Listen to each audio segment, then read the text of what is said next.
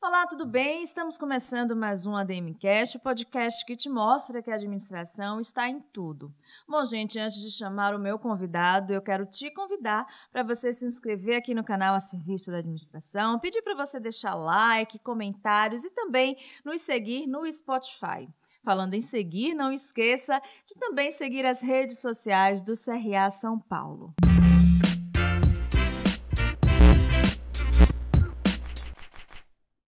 Neste episódio, vamos falar sobre o Sistema Lee. E para esse bate-papo, eu tenho o prazer de receber o Flávio Batalha, presidente do Lee Institute Brasil. Tudo bem, Flávio? Seja muito bem-vindo. Jóia. Muito obrigado, Maria. Obrigado pela oportunidade. Imagina, um prazer todo nosso. E eu gostaria já de iniciar o nosso programa, pedindo para você explicar para a gente o que é o Sistema Lee e qual a sua origem, seus benefícios. O Sistema Lean é uma maneira de praticar gestão inspirada nas técnicas e resultados do sistema Toyota de produção.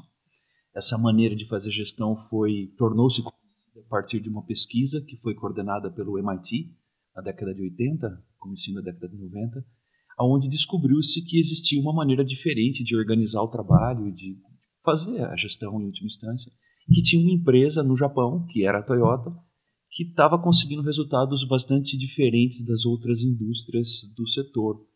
Então, o Lean, na verdade, é um termo que surgiu para interpretar um fenômeno que foi observado em uma montadora japonesa especificamente. E a partir disso, a partir desse entendimento, o interesse em como aplicar isso em outras organizações passou a ser crescente. E foi aí que o nosso instituto também surgiu. E quando a gente fala de benefícios, como é que a gente pode explicar os benefícios dessa metodologia? A essência do pensar e do fazer Lean é a capacidade que você cria nas pessoas de questionar o que fazem e como fazem. No sentido de que elas observem o trabalho, a maneira como elas se organizam, a maneira como elas se comunicam, e a partir disso busquem maneiras melhores de entregar para o cliente o valor, o produto ou o serviço. Então, o benefício Lean tem a ver com a capacidade de você olhar para os processos, olhar para a organização do trabalho e eliminar o esforço desnecessário, que a gente caracteriza como desperdício. Então, exercitar esse olhar para processo, exercitar esse olhar para a organização do trabalho, tentando buscar maneiras diferentes de fazer, que em última instância levam a gente para ganhos de produtividade, melhores produtos e melhores serviços. Bacana. Bom, gente, como o Flávio nos falou, a metodologia Lean parte de uma cultura, podemos dizer assim, de uma empresa reconhecida, uma empresa antiga, Toyota, sim, e também tem um pouco da cultura oriental envolvida na gestão. Certamente. Então, eu gostaria de entender como é que uma metodologia que tem fundamentos numa era mais antiga, digamos assim, de gestão, que tem essa questão da cultura oriental, ainda influencia tanto empresas atuais. Perfeito. Uma coisa curiosa, o fenômeno, o Lean, o sistema Toyota de produção, aquilo que se observou com aquela pesquisa, e hoje a gente sabe, por fatos e dados históricos, tem, obviamente, alguns elementos da cultura oriental japonesa, sim, mas é muito específica da organização. Então, isso as pessoas até confundem um pouco. Então, será que todas as empresas japonesas têm o mesmo sistema da Toyota? Não. Obviamente, elas estão imersas dentro de um caldo de cultura, que é a mesma nação, valores e princípios, mas a Toyota foi capaz de, aprendendo, especialmente com o Ocidente, adaptar uma série de técnicas e fazer disso um sistema próprio. Então, é mais Toyota do que Japão, obviamente, dentro de um caldo de uma cultura única. E por que isso é tão atual hoje em dia? Porque os problemas que eles estavam tentando resolver quando criaram esse sistema, ou essa maneira de fazer gestão, são muito parecidos com os problemas que a gente vive hoje. Se você imaginar o Japão pós-guerra, num ambiente de extrema escassez de recursos, com dificuldades de lidar com competição, dificuldades de lidar com fornecedores, eles tiveram que desenvolver práticas que permitiram que eles se tornassem quem são hoje, Então, é tudo muito atual porque os problemas talvez sejam os mesmos. E as soluções ou os caminhos que a Toyota encontrou continuam inspirando.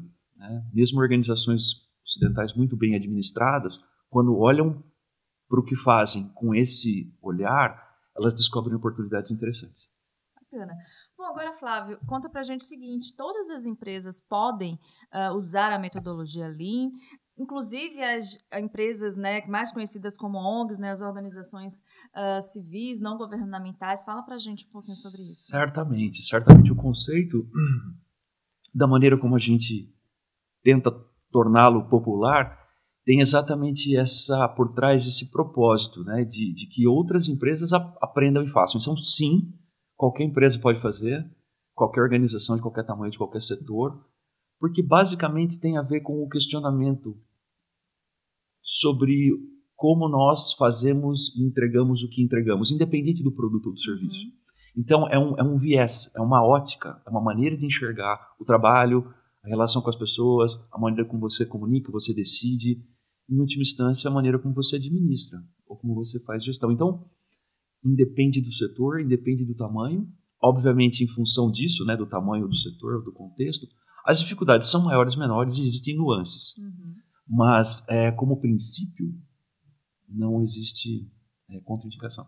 E por onde começar a implantação do modelo Lean? Assim, eu sei que depende, né, de cada perfil de empresa, sim, mas basicamente... A gente gosta de começar com as atividades que criam valor. Então, se você está dentro de uma empresa de manufatura, você vai para o chão de fábrica, você vai onde o valor está sendo criado. Se você está dentro de um hospital, a gente quer entender o processo pelo qual o paciente passa, pelos médicos, enfermeiros. Então, por uma razão muito simples, a gente quer impactar o cliente. E isso está muito mais, digamos assim, é muito mais latente onde o processo core acontece, onde o valor está sendo criado. Obviamente, existem outras alternativas. Você pode começar por um processo, por exemplo, de gestão da estratégia. Começar a pensar em como é que você conecta áreas funcionais, como é que você desdobra a estratégia e comunica os indicadores, como é que você organiza a dinâmica gerencial. Mas a gente sempre recomenda começar com coisas menores, mais bem recortadas, direcionadas ao processo core, porque isso impacta. E esse impacto inicial, o começo, é decisivo para que as pessoas entendam o que é aquilo e possam depois extrapolar ou expandir ou irradiar essa ideia para outras áreas. E tudo isso parte de uma consultoria, o profissional ele pode se preparar, assim, se tornar um especialista na metodologia. Por exemplo, a empresa que está nos assistindo, como é aquela busca, né, essa orientação, esse apoio? Existem várias maneiras, né? O nosso instituto tenta fornecer soluções para todos esses possíveis caminhos. Existe a possibilidade da autoinstrução, como tudo hoje em dia, né? Através de livros, inteligência artificial, você pode buscar informação. Informação sobre o que é isso, técnicas e ferramentas são abundantes. Então, existe a autoinstrução. Nós já vimos muitos casos legais de pessoas que compram livros, manuais, né, que a gente comercializa, a gente desenvolve, e depois vem contar para a gente uma história de sucesso. Mas existem um caminho de você passar por um programa de treinamento ou capacitação, programas de formação, onde você capacita os indivíduos e parte da premissa que depois eles vão atuar como agentes de transformação. E tem um outro caminho, que é um caminho mais curto, no sentido que a gente busca resultados mais rapidamente, que são através de um apoio de consultoria, onde a gente ajuda as empresas a aprenderem, a fazerem, capturarem os resultados e continuarem uma jornada de transformação. Então, vai muito da intenção, do ímpeto de quem está aprendendo, da necessidade e do momento. A gente sempre recomenda que comecemos de algum lugar. Né? Pode ser lendo, começando a entender, e obviamente depois que as coisas tornam-se um pouco mais desafiadoras, tem apoio, né? Que pode ser útil, e a gente tenta ser uma fonte de apoio. Investimento também está relacionado com a maneira por onde você vai começar. Como a empresa pode se organizar nesse sentido, Flávio? Investimento no sentido de você... Investimento financeiro, você precisa se planejar financeiramente mais especificamente para dar esse passo? Né? Não, isso não deveria demandar um investimento muito grande. As pessoas também às vezes confundem. Eu preciso, então eu vou ter que instalar uma nova plataforma, um novo software. Sim. Muito pelo contrário. A essência desse trabalho é você desenvolver capacidades humanas para enxergar as coisas e tomarem decisões corretas, envolverem outras pessoas e se comunicarem de maneira diferente. Então, o investimento para isso ele é muito mais de tempo e energia intelectual, arrisco dizer, e de mobilização, de convencimento, do que grana. Então, assim, a gente já viu muita coisa bacana acontecer sem dinheiro algum. Simplesmente através de ideias diferentes e, obviamente, as ideias levam a gente para caminhos e decisões alternativas que se traduzem em sucesso. Então, não fiquem com a ideia, isso não deveria ser parte de uma, como se diz, uma barreira. Eu não tenho dinheiro, logo não posso. Muito pelo contrário. A maneira Lean de fazer, de pensar, ela é muito alinhada à ideia da escassez, da falta. Se você não tem grana e você tem grandes problemas, bem-vindo. Porque é daí que saem as grandes alternativas, né? Que passam, de novo, pelo envolvimento das pessoas e das competências humanas em enxergar isso. Hoje, não, obviamente, a competência humana, inclusive, para lidar com a tecnologia, né? Mas que ajude a gente nesse processo de transformar a energia em valor, né? Ótimo você trazer essa informação para a gente, porque eu acredito que muitas pessoas que estão nos assistindo às vezes imaginam, né, que precisa de um aporte financeiro muito grande, que precisa ajustar determinados departamentos da empresa, mas pelo visto o que vale mesmo é a vontade, a iniciativa. Exatamente. Muito bacana. Você não precisa de dinheiro para fazer isso. Muito bacana. Obviamente, se você tem algum recurso, você vai poder acelerar o processo, mas não é uma barreira. Bom, gente, aqui no canal, Flávio, a gente fala muito sobre ESG, a gente tem falado bastante sobre essas 3 letrinhas, e eu gostaria de entender, né, como é que a metodologia Lean enxerga a produção enxuta, a produção sustentável, né? O que é que você traz para a gente dessa relação ESG com a metodologia Lean? Existe um alinhamento umbilical, eu diria, porque se você imaginar que o foco disso é buscar desperdício, eliminar a necessidade de você despender energia com coisas que você não precisa, de energia humana ou energia material. Então, é totalmente ambientalmente alinhado ao que a gente está encontrando hoje como desafio, né?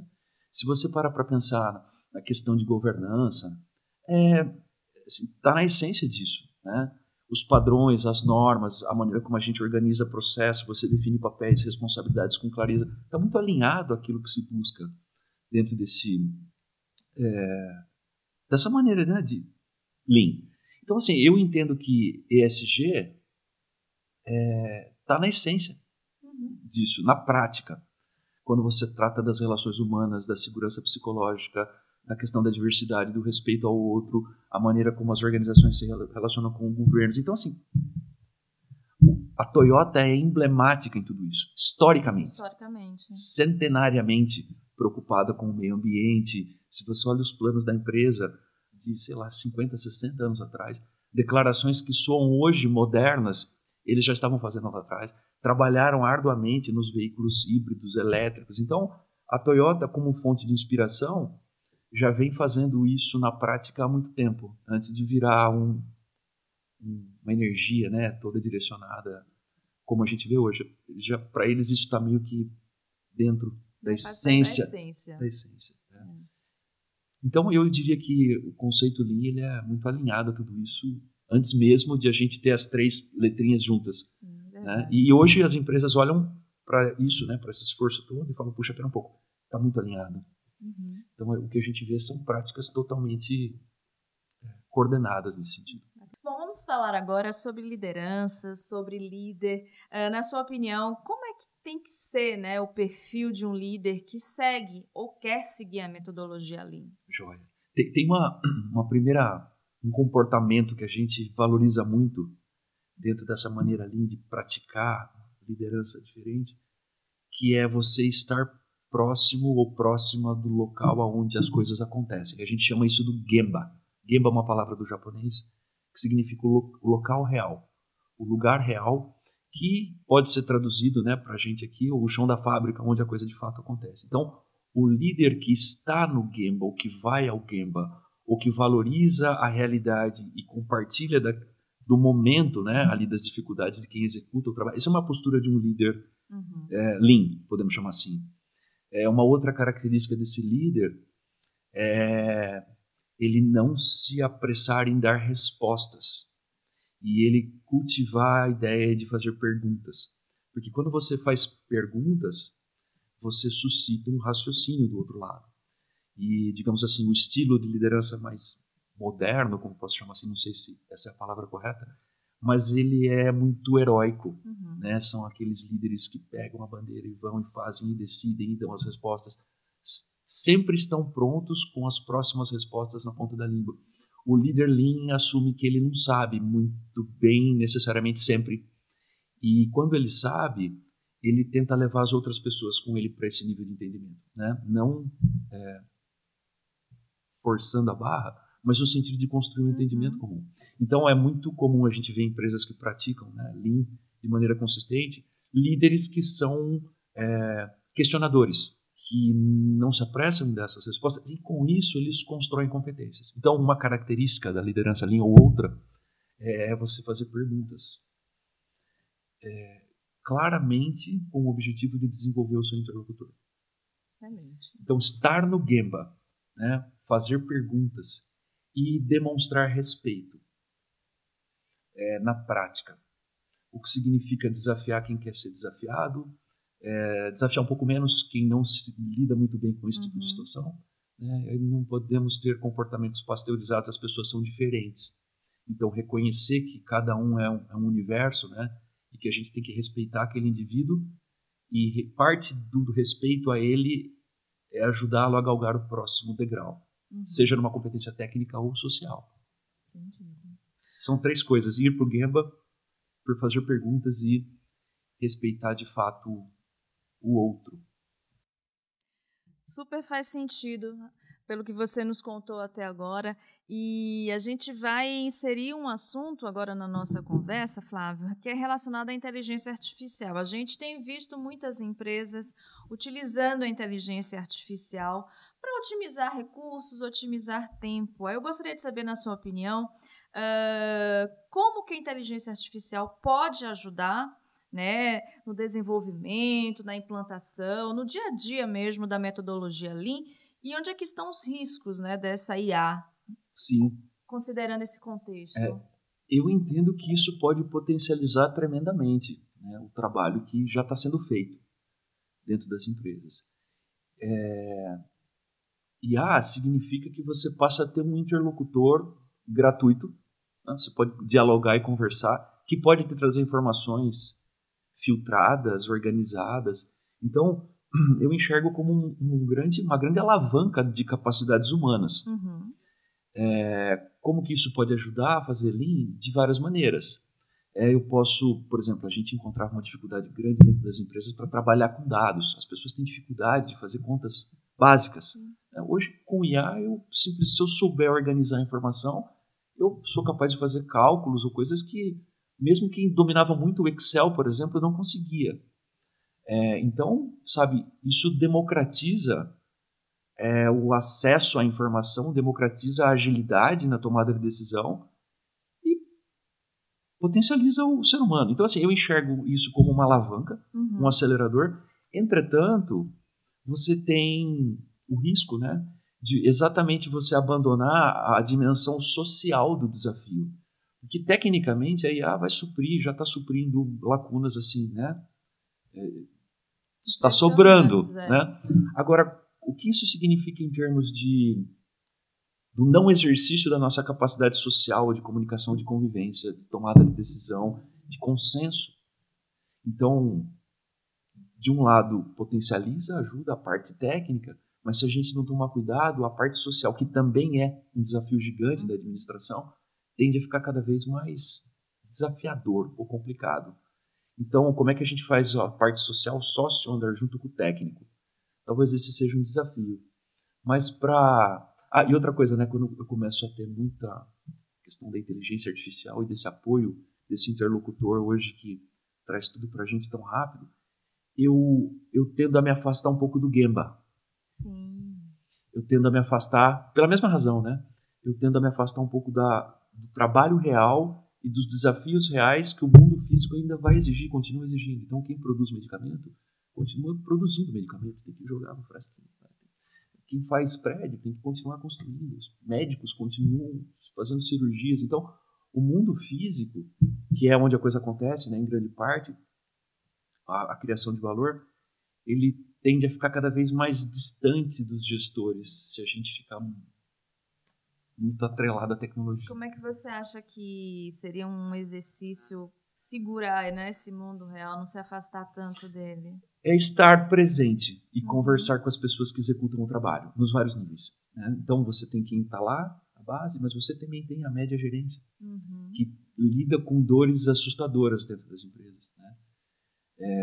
Aí você dá um passo acima, você já chega no nível de direção, é um outro desafio.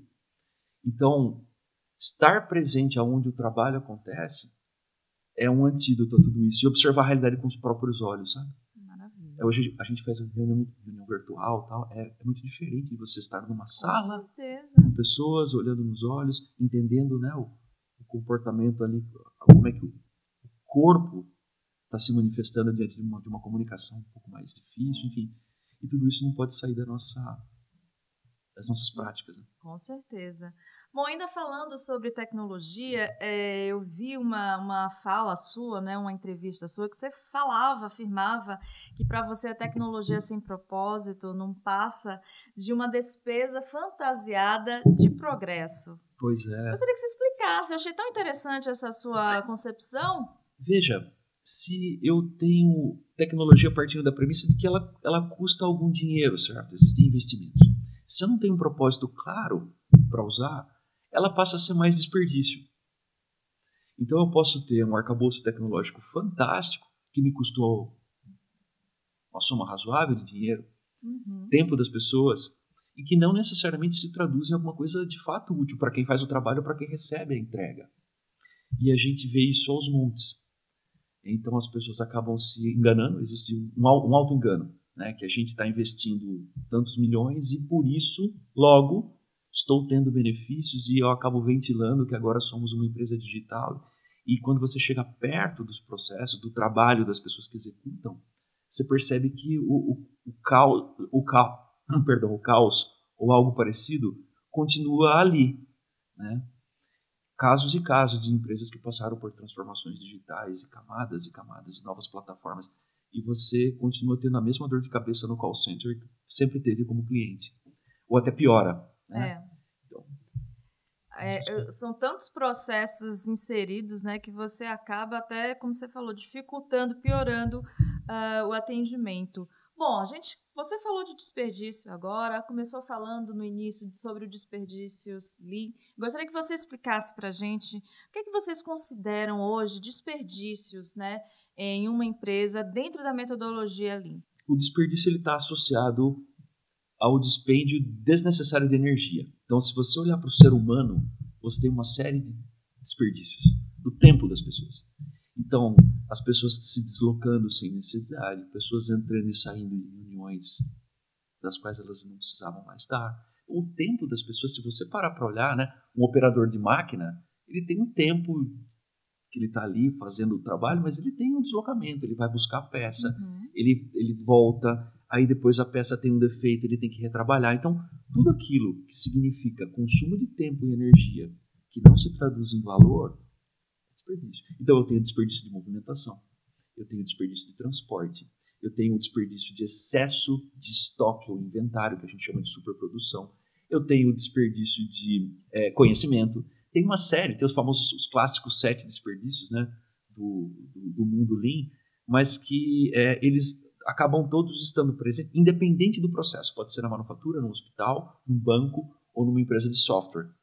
Esses desperdícios permeiam a organização do trabalho. Basicamente tem a ver com tempo, desperdício de energia, material. E hoje em dia o conhecimento, né? E, obviamente, para a empresa conhecer quais são os desperdícios que ela está promovendo, parte de um planejamento, né? Não tem como fugir disso. Sim, a gente gosta de mapear os processos. Tem uma ferramenta bastante clássica do mundo Lean, que é o chamado mapeamento de fluxo de valor. Para quem já está nessa jornada faz um tempo, já deve ter se esbarrado em algum momento com uma iniciativa como essa, que é um esforço de você mapear o processo do começo ao fim, todas as etapas, a maneira como o trabalho está organizado, inclusive aquelas etapas, ou especialmente aquelas etapas que não criam valor. Então, quando você faz um mapeamento do processo, você está fazendo uma varredura nas etapas, na maneira como o trabalho está organizado, e em fazendo isso você identifica uma série de desperdícios ou problemas, porque os desperdícios, na verdade, eles são sintomas de problemas. Identificar o desperdício é o primeiro passo. Mas quando você tenta eliminá-lo, você vai descobrir que aquilo está sendo gerado por algumas coisas.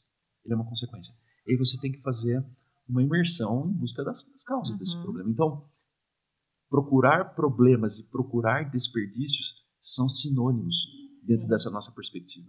E tudo parte, sim, de um planejamento ou da capacidade de você enxergar o processo, trabalho sendo executado e questionar. Será que tudo que a gente está fazendo aqui de fato é importante para o nosso cliente? Faz diferença esse mapeamento ser realizado por um profissional interno ou é melhor chamar sempre uma pessoa de fora, uma equipe de fora que tem um olhar já não enviesado, né? A equipe de fora ajuda você a ganhar tempo. Obviamente, se essa equipe tiver experiência e conhecimento para fazer isso, né? Então, você encurta caminhos quando você chama uma ajuda externa. Mas a gente acredita que quem está dentro de casa também pode fazer. Então, tem um livro que a gente, um manual, na verdade, que a gente, uma publicação própria do Instituto, chamada Aprendendo a Enxergar. E ele tem esse nome exatamente porque ajuda as pessoas a enxergarem o processo e o desperdício. Então, assim, se você tem a possibilidade de ter alguém te ajudando, legal. Mas se você não tem, dá para começar sem. E esse livro especificamente, ele tem quase 20 e poucos anos, continua sendo uma coisa extremamente atual. Seja para uma fábrica, ou seja para um hospital. A lógica é a mesma. Maravilha. Bom, a gente aqui no nosso programa tem a dica de leitura. Você acabou de deixar uma dica de leitura para a gente. Você gostaria de acrescentar mais alguma ou fica com essa dica de leitura para o nosso episódio? O Aprendendo a Enxergar é muito legal. E tem um outro livro, uma outra publicação nossa que eu gosto muito, chamado Gerenciando para o Aprendizado, que trata exatamente dessa relação de acompanhamento, desenvolvimento entre um líder e um liderado. E como é que essa relação pode ajudar os dois a crescerem no sentido de ter um pensamento mais estruturado para a solução de problema. Então, eu deixaria 2 recomendações. Excelente. O Aprendendo a Enxergar e o Gerenciando para o Aprendizado. Excelente. Bom, agora eu gostaria de saber como você chegou, né, até esse tema, como é que você se tornou um especialista dessa metodologia. Conta pra gente um pouquinho da sua carreira, da sua história. Muito bem. Eu sou administrador de formação e eu tive um professor na faculdade chamado José Roberto Ferro. E enquanto ele estava ali, enquanto professor, ele tinha acabado de fundar o Lean Institute Brasil. Isso foi em 1999. E eu era um aluno chato no bom sentido, né? Eu me interessava pelas aulas dele, ele dava aula de teoria do desenvolvimento econômico.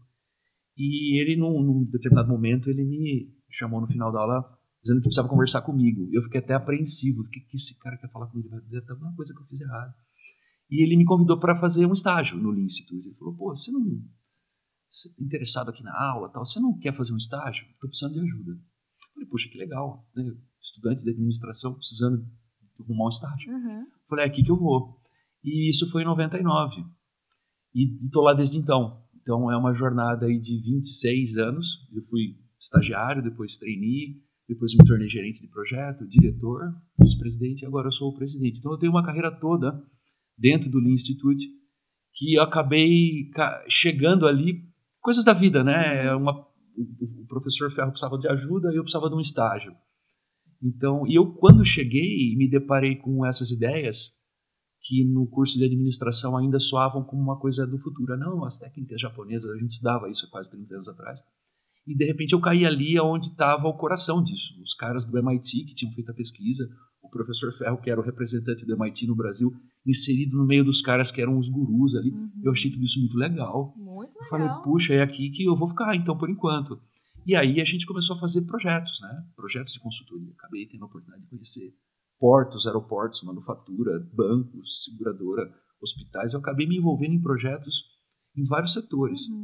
Sempre gostei muito do desafio de levar isso para lugares onde isso não existia, né? A área da saúde foi uma área de foco. Durante 10 anos eu fiz acabei apoiando uma série de hospitais que queriam adotar essas ideias.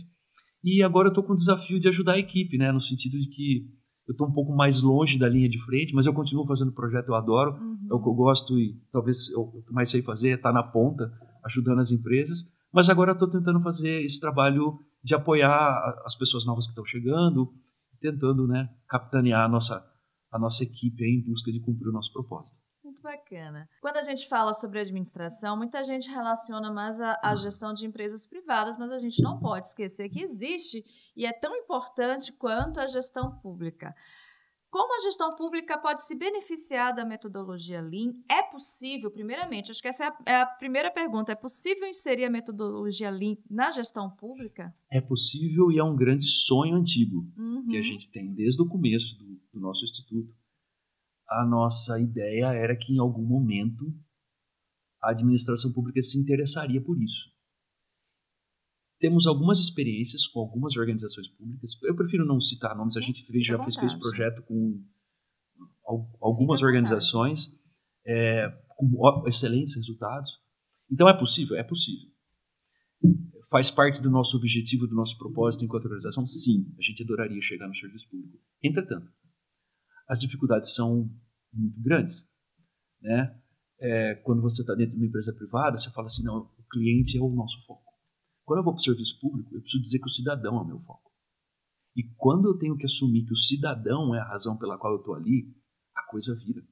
Porque se você parar para pensar, infelizmente, nós estamos num país onde a máquina pública não está direcionada para o cidadão. Ou seja, quando eu conseguir virar a energia de trabalho do setor público, olhando para o que é valor para o cidadão e quais são os problemas reais que eu deveria estar resolvendo enquanto Estado, talvez Lean passe a fazer sentido. Você tem algum exemplo de fora do Brasil? Tem vários. Tem né? vários. Na Austrália existem exemplos emblemáticos. A gente tem cidades, estados na Europa que fizeram coisas interessantíssimas. Nos Estados Unidos existe muita coisa bacana acontecendo. Só que isso não chega, né, pra gente. Aqui assim. O grande impasse seria exatamente o quê? A falta de vontade, a burocracia? Eu tenho a impressão que é a legítima vontade de melhorar as coisas. E a falta que existe de um plano. Onde a gente quer chegar, enquanto país, enquanto nação, enquanto Estado. Qual é o plano? Para onde a gente vai? Se eu não tenho um plano, não tenho um norte verdadeiro, um objetivo, fica muito difícil você dizer o que é valor e o que não é. Quando eu faço uma lei, aprovo uma lei X, a pergunta é como é que isso melhora a vida do cidadão? Se você parar para observar, a grande parte das diretrizes normativas, das leis, de tudo que a gente está fazendo, não tem como cliente o cidadão. O cliente é interno, é o próprio Estado. E aí não faz sentido. E não faz sentido. Então, assim, legal, dá para fazer Lean? De monte, é mato alto. Agora, quem é o cliente? Por que existe o processo? Se ele existe para o cliente, eu preciso questionar seriamente a maneira como tudo está organizado. Então, assim, é possível? É um sonho antigo? Quem sabe um dia. Sim. Né? Você não perde as esperanças. Não, porque se a gente perder a esperança, ferrou, né? Eu costumo ser um otimista cético em algumas coisas, mas eu continuo acreditando que é possível. A oportunidade está aí, a gente vive esbarrando com gente boa no setor público. Tem muita gente a fim de fazer coisas legais. Só que aí você tem a troca, a cada mandato muda o rumo. Então são os problemas intrínsecos de qualquer um que tenta fazer melhor o serviço público. Lean, super possível, totalmente aderente, e talvez um dia. Vamos esperar esse dia chegar, né, gente? Bom, a gente está falando aqui sobre uma realidade da gestão pública. Falamos também nesse sentido de cultura, uma certa cultura. E toda empresa, como você sabe, tem a sua cultura, que a gente chama de cultura organizacional. Aí vem a minha pergunta para o Flávio. É possível implantar a metodologia Lean sem mexer na cultura organizacional da empresa ou isso não faz sentido? A gente entende que uma iniciativa Lean, ela ajuda a moldar a cultura. Você não muda a cultura. Nesse aspecto, acho que eu sou um pouco cético.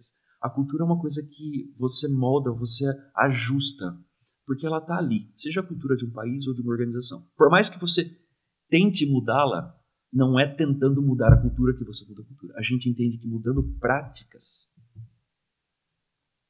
e sendo consistente, e às vezes até remando um pouco contra a maré, você vai influenciando a cultura, você vai levando ela na direção daquilo que vai te ajudar a construir uma vantagem competitiva no médio prazo. Porque a discussão sobre cultura passa pela discussão sobre performance, sobre futuro e sobrevivência da organização.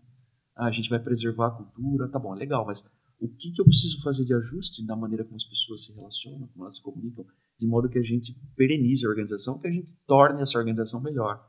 Então, dá para fazer Lean sem mudar a cultura? E é o risco de dizer que não. Mas não é mudando a cultura, sabe? Eu vou mudar as práticas vão me trazer uma nova percepção sobre a realidade, um novo desempenho, e a gente entende que em fazendo isso, no médio prazo, a gente pode afirmar que eu tenho uma cultura diferente.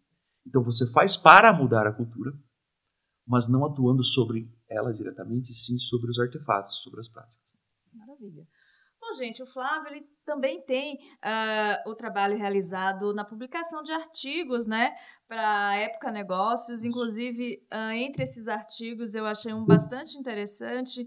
Inclusive, vou deixar aqui a dica para vocês também lerem os artigos do Flávio, que você traz o esporte, você pegou o esporte e a música para falar sobre a importância do trabalho em equipe, sobre a importância do impacto de uma liderança, como você já disse, né, que está sempre ao lado dos seus colaboradores, incentivando ali no dia a dia.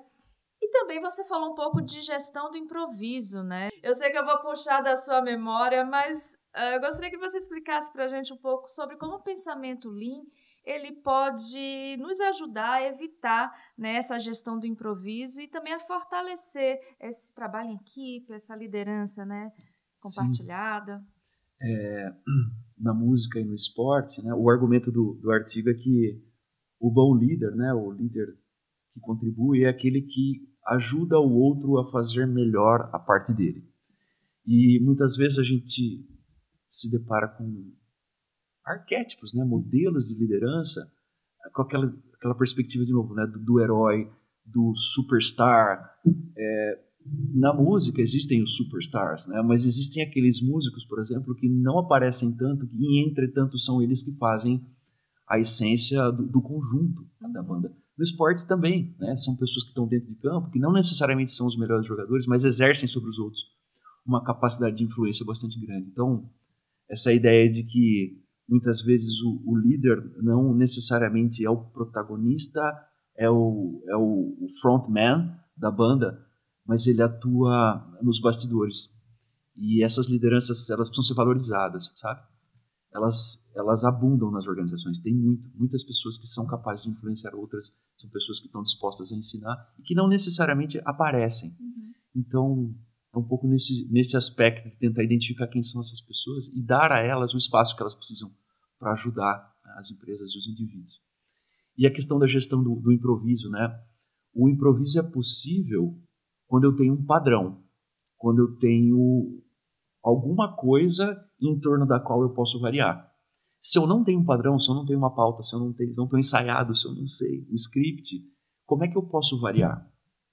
Né? Então, o improviso ele faz sentido, mas dentro de algumas limitações. E só improvisa bem quem consegue seguir bem o padrão. Né? Quem não consegue seguir, tocar junto com a banda e depois fazer a sua parte, costuma não ser visto como alguém que joga no time ou que toca dentro de um espírito de banda. Bom, continuando falando, né, sobre improvisos, usando essa metáfora, muito se fala que para fazer um bom improviso é preciso ter um bom repertório. E muito desse repertório, quando a gente fala da profissão, do profissional, muito desse repertório começa nas universidades, nas faculdades. Aí vem a minha pergunta para o Flávio, na sua opinião, o que é que falta ainda falar, apresentar sobre o Lean nas universidades/faculdades, para que o aluno saia um profissional preparado para ele implantar, de fato, o Lean se ele quiser? Falta bastante. O que acontece dentro das faculdades e das universidades, falando especificamente dos cursos mais associados à administração, gestão, é que esse assunto ele até é abordado, mas muito mais assim como uma curiosidade histórica, alguma coisa que aconteceu no passado e que talvez hoje não faça muito sentido. E então, assim, até porque isso faz parte do próprio objetivo da faculdade, que é de apresentar uma série de ideias ou vertentes, e depois as pessoas vão se aprofundar nisso. A gente gostaria que, de repente, um pouco mais de profundidade fosse possível dentro da universidade. Só que o que acontece é que nem todos os professores, né, que detêm, em última instância, a escolha dos conteúdos, entendem que isso tem valor. Então, alguns professores e algumas universidades aprofundam, tem cadeiras todas sobre Lean. Mas se você pegar de maneira geral, isso às vezes está sendo ensinado dentro da história da administração, é um pedacinho, e ainda chamam isso de técnicas japonesas. Então, eu acho que ainda falta um entendimento, né, dos acadêmicos do que é isso de fato, qual é a importância, como é que isso de fato pode trazer benefícios. E uma vez entendendo, talvez eles passem a ensinar. Mas tem um trabalho longo nesse sentido. E pelo fato de ser um conceito antigo, né, tá aí já há 30 anos, isso não é enxergado como a nova moda do momento. Muito pelo contrário, esse negócio já passou. No mundo acadêmico, se você conversar um pouquinho, não, esse negócio já acabou. Só que se você vai para o mundo das empresas, você percebe que isso está pujante, muito forte, muito pulsante.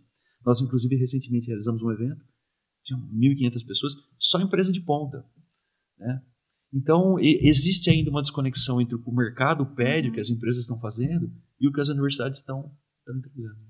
Você falou sobre pontos que são muito atuais. Experiência do cliente, a gente ouve as empresas falarem muito sobre essa importância, até um item competitivo, né? Otimização de recursos, né? Muito se fala também, até o uso da inteligência artificial, como a gente trouxe aqui, e outras técnicas. Então, não faz muito sentido levar esse pensamento Lean para uma categoria de passado, de ultrapassado. Mas de novo. Né? Mas aí tem um pouco até do mindset da academia. Né? Então você está sempre em busca do novo. Existem as linhas de pesquisa. Os professores eles estão dentro de uma vertente metodológica ou teórica da qual eles não abrem mão. Eu tive algumas oportunidades no passado de tentar fazer coisas na universidade, trazendo esse conceito, e tive uma resposta muito estranha dos meus orientadores. Então, assim, o mundo acadêmico é um pouco refratário a isso tudo. Eu não sei se por falta de conhecimento, não sabe para saber, né? Mas seria muito legal se a gente conseguisse começar a permear de uma maneira um pouco mais profunda o que acontece dentro das escolas. Aí. Seria muito legal. Fica aí a dica para você, estudante de administração, investigar mais, né, sobre a metodologia ali, levar esse tema para a academia. Quem sabe, assim, né, passo a passo a gente consegue mudar esse cenário. Tem um exemplo muito legal de um grupo Lean de uma universidade do sul do Brasil. Eles, jovens, né, eles, pela carência que sentiam em discutir o tema dentro da sala de aula, eles montaram um grupo de estudo.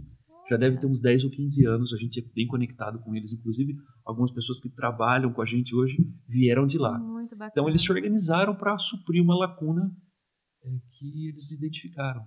Muito bacana.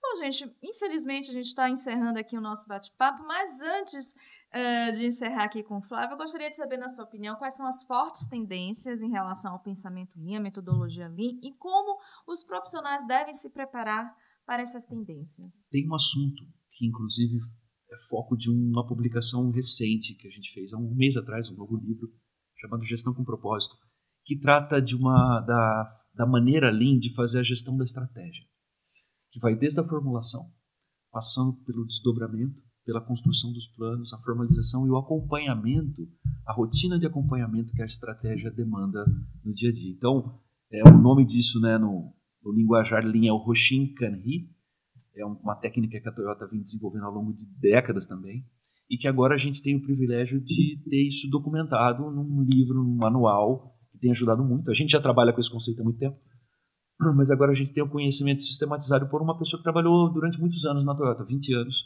Hoje faz parte dessa rede global de institutos, da qual nós fazemos parte. E esse livro, para a gente agora, ele sistematiza um conhecimento que pode ser muito, muito útil para as organizações que já estão nessa jornada há um pouco mais de tempo. Então, elas fazem as melhorias pontuais, tem muita coisa bacana acontecendo, mas ainda não conseguiram tocar na questão da estratégia, que a gente chama da gestão da estratégia. Não basta você ter uma formulação, um plano estratégico lindo, maravilhoso. Você precisa criar mecanismos e rotinas para que esse plano se torne uma realidade mais do que isso. Que você seja capaz de retroalimentar esse plano ao longo de um ciclo que é longo, 6 meses, 1 ano. Então, a tendência Lean é você combinar essa questão da gestão da estratégia com o gerenciamento diário, a maneira como a gente faz as rotinas diárias de gestão, e com o comportamento da liderança. A gente está chamando isso da tríade da gestão Lean. É uma coisa que tem mais a ver com uma perspectiva mais macro da empresa, a outra tem a ver em como eu faço o dia a dia estar conectado com a estratégia, como é que eu garanto que o meu esforço diário na exposição de problemas e na resolução do problema me leva em direção aos meus objetivos estratégicos. E, obviamente, para tudo isso funcionar, eu preciso ter um líder com uma cabeça um pouco diferente, com uma maneira de abrir a possibilidade que as pessoas se desenvolvam e aprendam a resolver problemas de um jeito diferente. Esse livro as pessoas podem ter acesso? Sim, nosso site, o www.lean.org.br. Lá tem uma seção toda chamada Link Shop, que é onde a gente comercializa os livros. Esses livros fazem parte das nossas, são publicações exclusivas, tá? É um material que a gente produz e a gente comercializa. Hoje também, né, você pode encontrar na Amazon, a gente tem a Amazon como um parceiro, mas são coisas, conhecimento que a gente vem sistematizando ao longo de quase 30 anos. Excelente. Bom, antes da gente encerrar de fato, são quantos institutos Hoje são 32 institutos no mundo. O nosso instituto foi o segundo. O primeiro instituto nasceu junto ao MIT, naquela pesquisa original que eu comentei com você. Logo depois, né, ele ganhou vida própria, mas ali ainda em Cambridge, Massachusetts. O nosso instituto foi o primeiro a ser fundado fora dos Estados Unidos, ali, né? Foi o primeiro fora do primeiro mundo, digamos assim. Em 1998 ele foi fundado. E hoje são 32 institutos espalhados pelo mundo, que têm um propósito muito similar ao nosso, mas que cada instituto tem a sua maneira de trabalhar. E, obviamente, né, são países muito diferentes, com economias diferentes, culturas diferentes, mas nós todos somos parte de uma rede chamada Lean Global Network. Inclusive, tem uma revista digital muito bacana chamada Planet Lean, que tem artigos nossos do Brasil e de uma série de outros players e institutos também espalhados pelo mundo. É um banco de dados muito interessante para consultar. Agora, uma curiosidade, por que o Brasil teve esse privilégio de ser... Pois é, aí que tem a história do professor José Roberto Ferro. Perfeito. O Ferro, ele era aluno de doutorado da GV. E ele estava fazendo o doutorado sanduíche, foi fazer um pedaço do doutorado lá, e ele foi para MIT. E ele já era um estudioso da indústria automobilística. Quando ele chegou lá, ele encontrou o James Womack, que era o coordenador da pesquisa do MIT, que é o autor do livro A Máquina que Mudou o Mundo. E ele fez parte do grupo de pesquisa original. Antes do livro ser publicado, ele foi para lá, acho que em 83, 82, 83. A pesquisa começou em 85. Então, o professor Ferro acompanhou toda a pesquisa, ajudou, né, na publicação do livro, que deu origem ao A Máquina que Mudou o Mundo, em 1990. E aí, depois que o James Womack, né, o Jim, como a gente carinhosamente chama ele, inclusive estava com a gente aqui um mês atrás, ele veio para o nosso evento. Quando ele decidiu fundar o Lean Enterprise Institute, o professor Ferro falou, puxa, isso no Brasil talvez faça sentido. E aí foi aí que tudo começou. Quer dizer, quando ele voltou para o Brasil, ele já voltou conectado com essas pessoas. E aí, desde esse momento, né, a gente tem os nossos amigos lá do Lean Enterprise Institute, o James Womack e o John Shook, que é um ex-Toyota, que na verdade é o grande responsável por trazer todo esse conhecimento para a gente. Eles vêm para o Brasil com frequência e eles ajudaram a gente a consolidar isso aqui. Então, através da generosidade dos nossos parceiros, aí, dos nossos amigos americanos, a gente teve acesso a esse conhecimento e a possibilidade de poder começar no Brasil uma jornada, inclusive, diferente da deles, porque a realidade americana era muito distinta da brasileira. Aqui a gente não tinha conhecimento, não tinha ninguém que sabia disso. A Toyota tinha uma planta que fazia o bandeirante lá em São Bernardo, que era inexpressiva no Brasil naquele momento. Depois a Toyota, obviamente, fez as outras fábricas, e hoje é um grande player no mercado brasileiro, mas não tinha conhecimento. Então, o nosso instituto acabou desenvolvendo uma maneira de trabalhar, atuando diretamente com as empresas, ajudando a encurtar caminhos e acelerar esse processo. E aí o nosso instituto, pelo fato de ter essa experiência pioneira, né, de estar num país, digamos assim, onde não existia o conhecimento, o professor Ferro acabou se dedicando a ajudar a abrir institutos em outras partes do mundo. Então ele foi fazer um trabalho de ajudar, especialmente ele ajudou muito na Austrália, na Europa, alguns países da Ásia. Então hoje são 32 institutos, em parte em função desse esforço do nosso fundador em levar isso para outros países. Bacana. E aí ele acabou se afastando um pouco da gestão, então hoje ele é conselheiro do instituto e continua nos ajudando aí com uma série de coisas. Bom, um abraço a ele, né, que estiver nos assistindo. Bom, infelizmente a gente encerra esse bate-papo. Flávio, muito obrigada por trazer aqui, né, a metodologia Lean, nos apresentar, porque de fato eu não conhecia e imagino que algumas pessoas também não conheça. Muito obrigada por esse conhecimento. É um prazer, eu agradeço a oportunidade e fico muito feliz em poder participar aqui com vocês. Obrigado mesmo. As pessoas te encontram no site do Instituto? Ou... Tem no site do Instituto, né? Se você tem lá, vocês podem encontrar o nosso contato e estamos à disposição de vocês. O nosso objetivo é encurtar caminhos. E lá no final da história, o grande propósito do Instituto sempre foi tornar as empresas brasileiras mais produtivas. É por isso que a gente existe. Então, quem precisar de ajuda e quem entender que esse é o caminho, saiba que nós estamos à disposição. Bom, gente, infelizmente, como eu falei, a gente encerra aqui esse episódio do ADMcast. Muito obrigada pela sua audiência. Espero que você tenha gostado. Escreva nos comentários o que você achou sobre esse programa. Sugira novos assuntos, novos convidados. A gente tem o maior prazer de saber o que é que você gostaria de ouvir e assistir aqui no ADMcast. Eu sou Maria Rita Werneck e espero você no próximo programa. Não esqueça de seguir as redes sociais do CRA São Paulo e, claro, de se inscrever no canal a serviço da administração, deixar seu like. Até a próxima. Tchau, tchau.